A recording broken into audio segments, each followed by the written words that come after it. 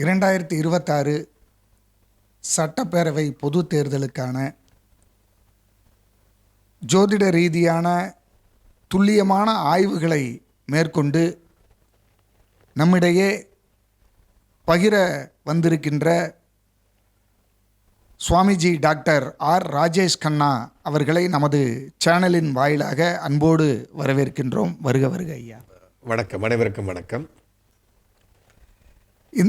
இந்த தேர்தலில் முக்கிய பிரபலமாக சினிமா துறையில் இருந்து இன்றைக்கு புதிய கட்சியாக தாவேகா அப்படிங்கிற கட்சியை நிறுவனம் செய்து இன்றைக்கி புதிதாக களம் காண இருக்கின்ற திரு விஜய் அவர்களுடைய நிலைப்பாடு எப்படி இருக்கு ஐயா? தேர்தல் நிலைப்பாடு, அதே போல் நடிகராக பிரபலிய நட்சத்திரமாக இருந்துக்கிட்டு இருக்காரு. இந்த தேர்தலில் இந்த நட்சத்திரமாக பிரதிபலிப்பாரா அப்படிங்கிறத உங்கள் ஜோதிட ரீதியாக ஆய்வு செஞ்சதை நீங்கள் மக்களுக்கு தெரிவிங்க ஐயா. மிக முக்கியமான ஒரு சென்சிட்டிவான ஒரு நிலைப்பாடு இது. ஏன்னா இன்றைக்கி இருக்கக்கூடிய 2K கிட்ஸ் அப்படிங்கிறவங்க ரொம்ப ஆவலாக எதிர்பார்த்து கொண்டிருக்கிறார்கள். அந்த தாவேகா தமிழக வெற்றி கழகமானது மிக அதிகமான இடங்களை பிடித்து மாபெரும் நடிகர் புகழ் உச்சத்தில் இருக்கக்கூடிய திரு விஜய் அவர்கள் வெற்றி பெற்று நிச்சயமாக அவர் முதல்வர் பதவியை பெறுவார் அப்படிங்கிற ஒரு பெரிய எதிர்பார்ப்போடு தமிழகமே காத்திருக்கக்கூடிய எதிர்பார்க்கக்கூடிய ஒரு நிலையை பெற்றிருக்கிறார். நிச்சயமாக நல்ல படங்களை கொடுத்து மக்களின் மனதில் இடம் பிடித்ததில் அவர் மிக முக்கியமான ஒரு பங்கு வகிக்கிறார்.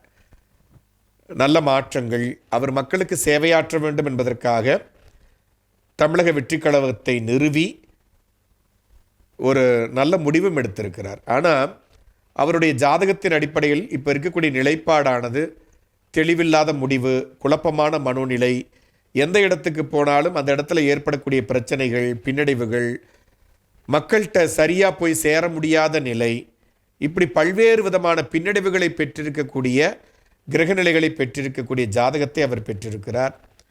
அப்போ அதன் அடிப்படையில் பார்க்கும் பொழுது இவர் எவ்வளவுதான் நல்ல நிலைக்கு போனாலும், நல்ல மனதோடு போனாலும், நல்ல நிலைக்கு போனாலும் அந்த போகிற இடத்துல தேவையில்லாத குழப்பங்களை பெறக்கூடிய நிலையைத்தான் நம்ம பார்க்கிறோம். புரியுதுங்களா? அப்போ இந்த மாதிரி ஒரு சுச்சுவேஷன் இருக்கக்கூடிய ஒரு நிலையில் அவர் களம் காண்கிறார். அப்படிங்கும்போது அவருக்கு எதிர்கொள்ளக்கூடிய சவால்கள் மிக அதீதமானதாக இருக்கும், அதிகமாக இருக்கும். நல்ல விஷயங்களே கூட அவருக்கு கெட்டதாக மாறக்கூடிய வாய்ப்புகளை பார்க்க முடிகிறது. என்ன பார்த்தீங்கன்னா, கூட்டமே கூடாதான் எதிர்பார்க்கக்கூடிய அரசியல் கட்சிகளுக்கு நடுவில் அதிகமாக கூட்டம் கூடுச்சு. ஆனால் அதுவே அவருக்கு தேவையில்லாத பிரச்சனைகளையும் ஏற்படுத்தி கொண்டிருக்கிறது. இந்த மாதிரி கிரகநிலைகளையும் பலன்களையும் பெறக்கூடிய ஒரு நிலையில் இன்று தமிழக வெற்றி கழகத்தினுடைய தலைவர் தளபதி விஜய் அவர்கள் பயணித்து கொண்டிருக்கிறார். இது ஒரு நல்ல அனுபவமாக அவருக்கு இருக்கும். நல்ல முடிவுகளை எப்படி எடுப்பது, எப்படி ஒரு ஸ்திரத்தன்மையோடு இருப்பது அப்படிங்கிற ஒரு வலிமையை ஏற்படுத்தக்கூடிய ஒரு தேர்தலாக இந்த தேர்தல் அவருக்கு நிச்சயமாக அமைந்திருக்கும். அப்படிங்கிறதுல எந்த மாற்று கருத்தும் இல்லை. நிச்சயமாக தனித்துவமாக இருந்து அனைத்து தொகுதிகளிலும் தமிழக வெற்றி கழகம் போட்டியிடுவதே ஒரு வெற்றியைத்தான் அந்த கட்சிக்கு வழங்கி இருக்கிறது அப்படிங்கிறத நம்ம தெரிவித்துக் கொள்கிறோம். ஐயா, நீங்கள் சொன்னது போல் திரை உலகில் பிரபலியமாக இருந்து நட்சத்திரமாக இன்னைக்கு ஜொலித்து கொண்டிருக்கின்ற திரு விஜய் அவர்கள் இன்றைய தினம் 2 தொகுதிகளில் போட்டியிடுறார். ஒன்று பெரம்பூர், சென்னை சார்ந்த தொகுதியாக இருக்குது. இது முற்றிலுமே மாறுபட்ட ஒரு தொகுதியாக திருச்சியில் போட்டியிடுகிறார். இப்போ இந்த 2 தொகுதிகளில் எந்த தொகுதி அவருக்கு சிறப்பாக இருக்கும், அல்லது 2 தொகுதிகளையுமே வெற்றி பெற்று அவருடைய நட்சத்திர தன்மையை பிரதிபலிப்பாரா அப்படிங்கிறத நீங்கள் உங்கள் ஜோதிட ரீதியாக ஆய்வு செஞ்சதை சொல்லுங்கள். நிச்சயமாக இப்போ தமிழக வெற்றி கழகத்தினுடைய தலைவர் தளபதி விஜய் அவர்கள் 2 தொகுதிகளில் போட்டியிடுகிறார்கள். எப்பொழுதுமே ஒரு ஸ்டார் வேல்யூவில் இருக்கவங்க தான் 2 தொகுதியில் போட்டியிடுவார்கள். அம்மையார் ஜெயலலிதா போல் இருக்கவங்க நிறைய பார்த்துருக்கிறோம். ராகுல் காந்தி அவர்கள் 2 தொகுதியில் போட்டியிடுகிறார். இந்த மாதிரி ஸ்டார் வேல்யூவில், ஹையஸ்ட் வேல்யூவில் இருக்கவங்க தான் 2 தொகுதிகளில் போட்டியிடுவதை நாம் பார்த்திருக்கிறோம். அதுபோலவே திரைப்படத்தின் உச்சத்தில் இருக்கக்கூடிய பிரபலமாக ஜொலிக்கக்கூடிய ஒரு ஸ்டார் நிலைமையில் இருக்கக்கூடிய தளபதி விஜய் அவர்கள் 2 தொகுதிகளில் போட்டியிடுகிறார். ரெண்டுமே மாறுபட்ட மக்களையும் மாறுபட்ட மனோநிலையும் பெற்றிருக்கக்கூடிய தொகுதியாக அமைந்திருக்கிறது. ஒன்று பெரம்பூர் தொகுதி சென்னை சார்ந்த மக்களை பெற்றிருக்கக்கூடிய வாழ்வியலை பெற்றிருக்கக்கூடிய ஒரு தொகுதியாக இருக்கிறது. மற்றொன்று திருச்சி கிழக்கு அப்படிங்கிறது. இந்த தொகுதி முற்றிலும் மாறுபட்ட மனநிலையை பெற்றிருக்கக்கூடிய வாழ்வியலை பெற்றிருக்கக்கூடிய மக்களை கொண்டிருக்கக்கூடிய தொகுதியாக அமைந்திருக்கிறது. இந்த 2 தொகுதியுமே வெளிப்படையாக பார்க்கும் பொழுது அவர்களுக்கு அதீதமான ஒரு வரவேற்பும் ஒரு சப்போர்ட்டும் இருக்கிற மாதிரியான ஒரு பிம்பத்தை ஏற்படுத்தக்கூடிய நிலையை பார்க்க முடிகிறது.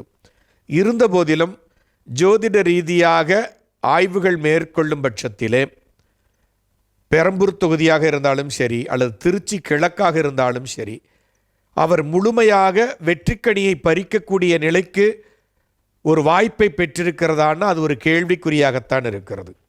அவருடைய ஜாதகத்தில் இருக்கக்கூடிய கிரகநிலைகளினுடைய அமைப்பு, மக்களுடைய மனோநிலை, செயல்பாடுகள் இவற்றையெல்லாம் எடுத்து ஆய்வுக்குட்படுத்தும் பொழுது இந்த 2 தொகுதிகளிலுமே வெற்றி பெறக்கூடிய வாய்ப்பை அவர் இழக்கிறார் அப்படிங்கிறது தான் இதனுடைய நிலையாக இருக்கிறது. அப்போ 2 தொகுதியிலுமே வெற்றி பெற முடியாத ஒரு நிலையைத்தான் பெற்றிருக்கிறார். இருந்தாலும் 234 தொகுதிகளிலும் போட்டியிடுகிறார் என்பதே அவருடைய வெற்றியாக இருக்கிறது.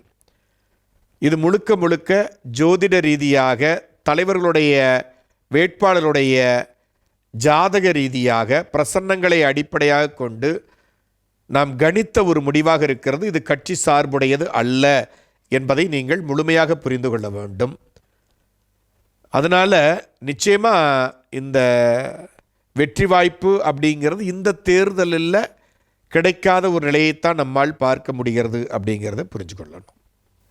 ஐயா, இப்போ பொதுவாக இப்போ தொகுதி மக்கள் மட்டுமல்லாமல் திரையுலகம் மட்டுமல்லாமல் ஒட்டுமொத்த தமிழகமே, ஏன் இந்தியாவே எதிர்பார்த்து கொண்டிருக்கின்ற இந்த விஜயினுடைய 2 தொகுதியினுடைய வெற்றி வாய்ப்புகளில் ஏதாவது மாற்று சூழல்கள் அமையுங்களா, அல்லது ஒரு நல்ல நிலைகள் அமைவதற்கான வாய்ப்புகள் இருக்கா அப்படிங்கிறத சொல்லுங்கள். நிச்சயமாக. ஏன்னா நமக்கு கிடைக்கக்கூடிய தரவுகள், இப்போ விஜய் இருக்காங்கன்னா அவங்களுடைய ஒரிஜினல் ஜாதகம் நம்மளுக்கு கிடைக்கல.